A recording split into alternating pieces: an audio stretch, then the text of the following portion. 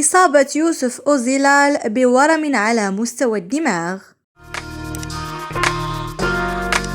مرحبا بكم. أصيب الممثل يوسف أوزيلال المعروف باسم فاطمة تاويل بورم على مستوى الدماغ، وقد أعلن عن إصابته بهذا المرض قبل أيام حيث بدأ حصص العلاج. وقد أعلن يوسف إصابته بالمرض لجمهوره عبر حسابه على مواقع التواصل الاجتماعي. كذلك قام بنشر فيديو لأحد حصص العلاج التي يقوم بها رفقة تعليق كتب فيه: الحمد لله على كل حال، دعيو لي بالشفاء العاجل، كندير بزاف ديال المجهود باش نقضي أغراضي ونخرج، وعندي ورم في الدماغ مازال معرفتوش شنو هو بالضبط.